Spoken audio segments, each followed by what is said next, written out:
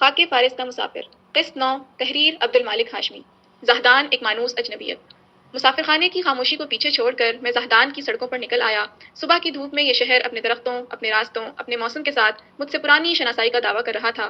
میں ایک call centre کی تلاش میں تھا، مگر جیسے ہی میں نے قدم آگے بڑھائے راستے مجھے کوئٹہ لے جانے لگے۔ یہ کشادہ سڑکیں، ان کے کنارے استادہ اونچے اونچے سروں کے درخت مجھے لیاقت پارک کے آس پاس کی سنسان مگر مانوس گلیوں میں کھینچ رہے تھے۔ یوں لگا جیسے میں گورنر ہاؤس کی ٹھنڈی سڑک پر ہوں، جہاں ہوا میں ہمیشہ ایک نرم سی خنکی بسی رہتی ہے۔ زہدان کے فٹ پاتھ مگر کوئٹہ سے کہیں زیادہ کشادہ تھے، جیسے شہر اپنے قدموں کو ذرا زیادہ وسعت سے خوش آمدید کہنے کے لیے تیار ہو۔ میں یوں ہی چلتا چلتا ایک کال سینٹر کے دروازے پر آ کھڑا ہوا۔ وہ زمانہ تھا جب موبائل فون کسی خواب کی مانند تھے اور پی سی او ہی دنیا سے رابطے کا واحد ذریعہ تھا۔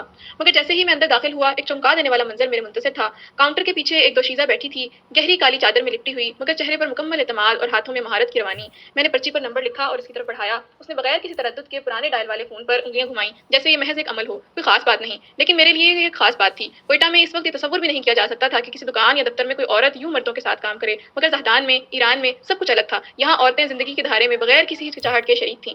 فون کا سلسلہ جڑا اور دوسری طرف ایک آواز فارسی میں گونجی۔ میں نے اردو میں اپنا مدعا بیان کیا کہ مولوی نذیر احمد سے بات کرنی ہے، مگر جواب میں فارسی کے چند مزید جملے سنائی دیے۔ میں نے اندازہ لگایا کہ وہ بلوچی جانتی تھی، اور جب اس نے بلوچی میں کچھ کہا تو میں نے فوراً مفہوم اخذ کر لیا۔ بلوچی میں گفتگو کرنے کی مہارت تو نہیں تھی، مگر سن کر سمجھنے کی صلاحیت بہرحال تھی۔ ایک اجنبی دیس میں، ایک غیر مانوس زبان میں میں ایک مانوس پیغام کو پہچان چکا تھا۔ اب آگے کا مرحلہ سوچنا تھا۔ زہدان کی گلیاں، کوئٹہ کی یادیں اور میرے ذہن میں گھومتے رستے سبھی ایک دوسرے میں تحلیل ہو رہے تھے۔ میں نے فیصلہ کیا کہ آج کی رات مسافر خانہ گیلان میں بسر کی جائے۔ سڑک پر چلتے ہوئے ہوا کے کسی جھونکے میں ایک لمحے کو کوئٹہ کی خوشبو محسوس ہوئی۔ شاید زمینیں بدل جاتی ہیں، شاید فاصلے بڑھ جاتے ہیں، مگر کچھ شہروں کے رنگ اور کچھ راستوں کے سائے ہمیشہ دل کے اندر ایک جیسے رہتے ہیں۔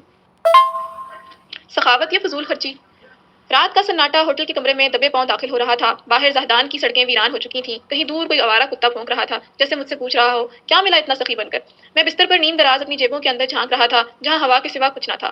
صبح تک جس کرنسی سے میری جیب پھولی ہوئی تھی وہ یوں غائب ہو گئی تھی جیسے کسی درویش کی جھولی سے سکے۔ آج کسی فقیر کو نوازا، کل کسی ہوٹل والے کو امیر کر دیا، اور کسی چائے والے کو بخشش میں اتنی رقم تھما دی کہ وہ کئی دن تک مفت چائے پینے کے خواب دیکھے۔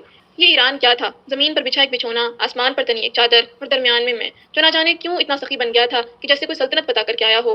میر جاوا کی کسٹم عمارت سے نکلا تو زہدان تک کی ٹکٹ لی، جیب سے نوٹ نکالے اور ٹیکسی والے کے ہاتھ میں رکھ دیے، یوں جیسے کوئی بادشاہ شاہی فرمان پر مہر ثبت کر رہا ہو۔ لو میاں، آج تم عیش کرو، دیکھو سخاوت کس کو کہتے ہیں۔ ٹیکسی والے نے شاید زیر لب مسکرا کر سوچا ہوگا، بیچارے پردیسی ہمیشہ یوں ہی آتے ہیں۔ یہ عجیب احساس تھا جیسے میں پاکستان میں عبد المالک تھا اور ایران میں کوئی شاہی خاندان کا چشم و چراغ جسے دولت لٹانے کا جنون ہو گیا ہو۔ ہوٹل میں داخل ہوا، کاؤنٹر پر کھڑے ایرانی نے جب کرایہ مانگا تو میں نے اپنی مٹھی بھر کے نوٹ اس کی طرف بڑھا دیے، جیسے کہہ رہا ہوں یہ بھی رکھ لو، اور کچھ چاہیے تو بتاؤ۔ فون کال سینٹر میں بھی یہی واردات ہوئی، 2-3 ہزار ریال یوں خاتون کے ہاتھ میں رکھ دیے جیسے صدقہ دے رہا ہوں، اور پھر وہ چائے والا بیچارہ سوچ بھی نہ سکتا ہوگا کہ ایک کپ چائے کے بدلے اتنے ریال نچھاور کیے جا سکتے ہیں۔ مگر رات کے آخری پہر جب میں مسافر خانے کے پلنگ پر لیٹا تو ایک چبھتی ہوئی سرگوشی نے مجھے جھنجھوڑا۔ عبد المالک، یہ سخاوت نہیں، یہ فضول خرچی ہے۔ میں نے آنکھیں موند لیں، مگر وہ سرگوشی کسی آسیب کی طرح میرے گرد چکر کاٹتی رہی۔ پاکستان میں تم اتنے امیر نہیں تھے جتنے ایران میں بن بیٹھے ہو۔ کیا یہاں کی کرنسی میں کوئی ایسا جادو ہے کہ جیب ہلکی ہو جائے اور دل بھاری؟ یہ خود احتسابی کئی دن چلتی رہی۔ میں ایران کے بازاروں میں گھومتا، گلیوں میں آوارہ پھرتا، اور ہر جگہ مجھے اپنی ہی پرچھائی دکھائی دیتی، کبھی سخاوت کا نقاب پہنے، کبھی فضول خرچی کا تماشا لگائے، اور تب مجھے احساس ہوا کہ شاید میں اکیلا نہیں تھا۔ یہاں سبھی اسی کیفیت میں مبتلا تھے۔ کسی کے لیے سخاوت ایک ضرورت تھی اور کسی کے لیے ایک فریب، اور میرے لیے شاید دونوں کا ایک عجیب امتزاج جو میری جیب کو خالی اور دل کو بوجھل کر رہا تھا۔ مولوی نذیر احمد نے ملنے سے انکار کر دیا۔ زہدان کی دوپہر میں ایک عجیب سی وحشت تھی، جیسے ہوا کے ذروں میں ریگستانی خاموشی گھلی ہو، جیسے سورج کی کرنیں زمین کو تپتی چادر میں لپیٹ رہی ہوں۔ میں خیابان خیام کی جانب بڑھ رہا تھا، جہاں جامع خیام کا بلند و بالا مینار اپنے ہی سکوت میں کھڑا تھا، جیسے وقت کی گردش سے بے نیاز ہو۔ اس کے دامن میں دارالعلوم زہدان کی درسگاہ تھی، جہاں سیاہ و سفید امامے علم کی روایت کا بوجھ اٹھائے صدیوں کے بوجھل قدموں کے ساتھ چل رہے تھے۔ ظہر کی نماز کے بعد مسجد کے وسیع اور عریض صحن میں ایک عرب نوجوان سے سامنا ہوا، دبلی پتلی قامت، بھورے چہرے پر دھوپ کا عکس، اور لہجے میں وہی گرم لو جس سے خلیج فارس کے ساحل گونجتے ہیں۔ تعارف ہوا تو معلوم ہوا کہ وہ بندر عباس سے آیا تھا، وہی بندر عباس جہاں سمندر کی نمکین ہوائیں عربی اور فارسی کے سنگم پر بے سمت بھڑکتی ہیں۔ میں نے حیرانی سے پوچھا، ایران میں عرب؟ وہ مسکرایا جیسے میرے سوال کی سادگی پر محظوظ ہوا ہو اور بولا، ہم یہاں ہمیشہ سے ہیں، بس نظر انداز ہوتے آئے ہیں۔ مگر بندر عباس تو؟ میں نے بات ادھوری چھوڑ دی۔ وہ میری الجھن بھانپ کر ہنسا، ہاں بندر عباس میں عرب بھی ہیں، بلوچ بھی۔ ہم وہ لوگ ہیں جو سرحدوں میں نہیں سماتے، لیکن سرحدیں ہمیں اپنے اندر سموئے رکھتی ہیں۔ فارسی بولتے ہیں مگر ہمارے گھروں میں عربی سانس لیتی ہے۔ تمہیں شاید حیرت ہو، مگر ہمارے سمندر میں بہت سی زنجیریں ہیں جو دکھائی نہیں دیتی۔ پھر اس نے ذرا توقف کیا اور گویا ہوا، ایران میں صرف فارسی بولنے والے نہیں رہتے، ہمارے جیسے عرب خوزستان میں، اہواز میں، محمرہ میں، شیراز کی گرد و نواح میں بھی رہتے ہیں۔ کچھ ہمارے قبیلے فارس کی زمینوں میں بکھرے ہوئے ہیں، اور کچھ ایسے ہیں کہ جو تہران کی گلیوں میں اپنی پہچان چھپائے پھرتے ہیں۔ ایران میں بہت سی زبانیں سانس لیتی ہیں، جیسے بلوچی، کردی، آذری، لری، لیکن سب سے زیادہ سنی جانے والی زبان خاموشی ہے۔ میں نے سر ہلایا اور بات بدل دی۔ مولوی نذیر احمد صاحب کہاں ملیں گے؟ وہ گھر پر ہیں، لیکن اس نے لمحے بھر کو توقف کیا۔ ملاقات مشکل ہوگی، وہ ہر کسی سے نہیں ملتے۔ یہ کہہ کر وہ اپنی پگڑی درست کرتے ہوئے مسجد کے دروازے کی طرف بڑھا اور میں پاس ہی موجود فون بوتھ میں داخل ہو گیا۔ میں نے 100 ریال کا سکہ ڈالا اور کان سے ریسیور لگایا۔ دوسری جانب چند لمحوں کی خاموشی کے بعد ایک اسپاٹ بزار سی آواز ابھری، جی فرمائیے کون؟ میں نے اپنا تعارف کروایا اور مولانا عبدالحق ہاشمی صاحب کے مکتوب کا حوالہ دیا، مگر ان کے لہجے میں کوئی گرمجوشی پیدا نہ ہوئی۔